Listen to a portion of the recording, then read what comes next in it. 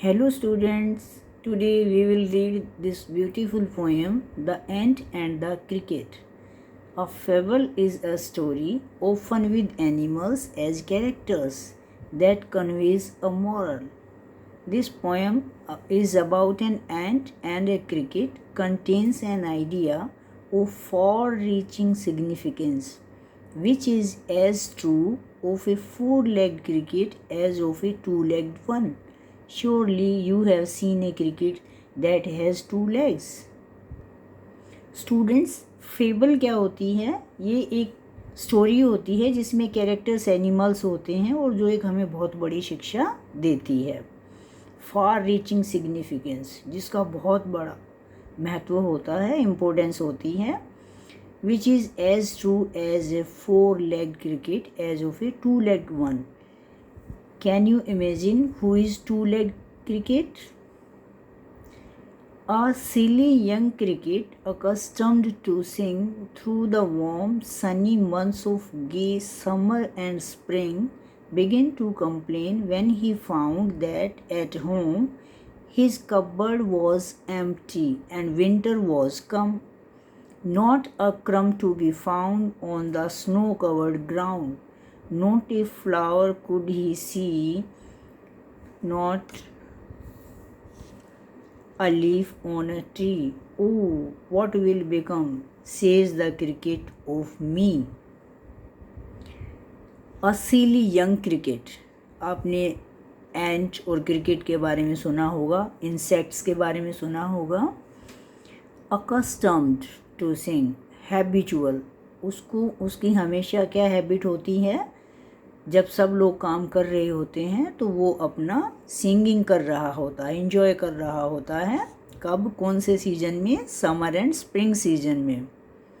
But what happens when winter season comes, he started complaining कि ओ my God, मेरे पास तो कुछ है ही नहीं। नॉट ए क्रम टू बी फाउंड, खाने को कुछ भी नहीं है। On the snow covered ground, snow covered ground, जब चारों तरफ बर्फ़ गिरने लगती है। Not a flower could he see, उसको कहीं कोई फूल, लीफ, पेड़ों पर कोई भी पत्तियाँ नज़र नहीं आती हैं। तो वो क्या सोचता है? Oh my god, what will become of me, अब मेरा क्या होगा? At last by starvation and famine made bold, all drippings with wet and all trembling with cold, away he set off to a miserly ant, see if to keep him alive he would grant his shelter from rain and a mouthful of grain.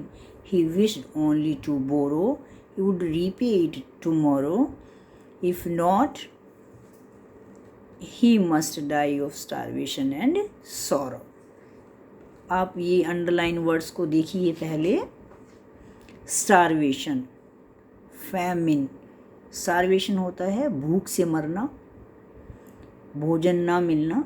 Famine वही है किसी भी चीज़ की कमी होना, दर्द होना। Dripping, drop आपने सुना होगा, ड्रॉप पानी की बूंदें, गीला हो जाना, भीग जाना। And all trembling with cold, ठंड की वजह से ट्रेम्बल करना, कांपना।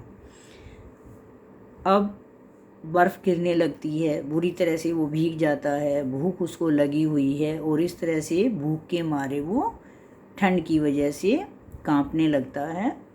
Away he set off to a miserly ant, अब एक कंजूस जो है एंट होती है, चींटी होती है, उसके पास वो जाने की प्लानिंग करता है कि देखते हैं शायद वहाँ से कुछ हमें मिल जाए खाने के लिए।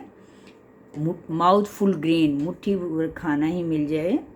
और शेल्टर फ्रॉम रेन, बारिश से बचने की कोई हमें जगह मिल जाए, ये सोचता हुआ वो एंट के घर चला जाता है। He wished only to borrow, और उसकी विश, इच्छा क्या होती है? बोरो करना, उधार लेना, कि भाई मैं कल जो है ना पे कर दूंगा, आज मुझे थोड़ा सा भोजन उधार दे दो। इफ़ नॉट, अगर उसको भोजन नहीं मिलेगा, he must die of starvation and sorrow, तो इस तरह से उसकी डेथ हो जाएगी, भूख के मारे वो मर जाएगा। Says the ant to the cricket, I am your servant and friend, but we ants never borrow, we ants never lend. दोनों वर्ड्स को आप ध्यान से देखिए, बोरो करना और लैंड करना।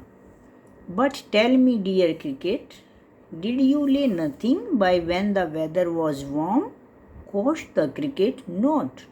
My heart was so light that I sang day and night, for all nature looked gay. You sang, sir, you say, go then, say the end, and dance the winter away. Thus the ending, he hastily lifted the wicket, and out of the door turned the poor little cricket. Folks call this a fable, I'll warrant it true. Some cricketers have 4 legs and some have 2. Now what happens next? जब cricket एंट के पास बोरो करने के लिए जाता है तो एंट ने कहा कि सॉरी सर, हम एंट्स ना किसी को बोरो करते हैं ना किसी से लैंड करते हैं। बोरो करना उधार लेना, लैंड करना उधार देना। लेकिन आप मुझे ये बताइए कि जब सब लोग जो है भोजन इकट्ठा करने में लगे हुए थे तो उस समय आपने क्यों नहीं किया? एंड नाउ क्रिकेट रिप्लाइड कि भाई उस समय में तो बहुत सुंदर दिन होते थे, आई सेंग डे एंड नाइट, मैंने तो एंजॉय किया।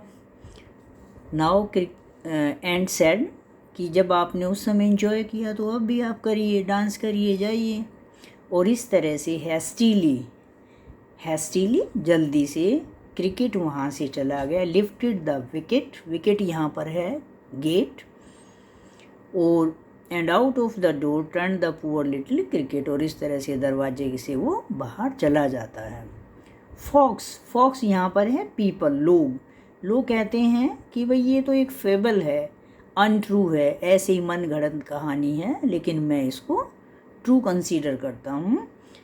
Some cricketers have 4 legs, some crickets have 4 legs and some have 2. कुछ क्रिकेट्स की जो है 4 legs होती हैं, इंसेक्ट्स की, कीट पतंगों की, एंड some have 2.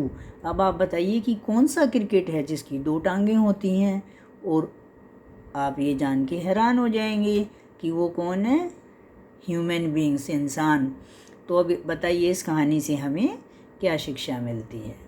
कि हमें समय रहते अपने सब काम स्वयं कर लेने चाहिए, किसी के भरोसे पर नहीं रहना चाहिए, नहीं तो हमारा भी अंत एक दिन क्रिकेट की तरह ही हो जाएगा। अब आपको इसके जो वर्किंग विद द पोएम अब देखिएगा।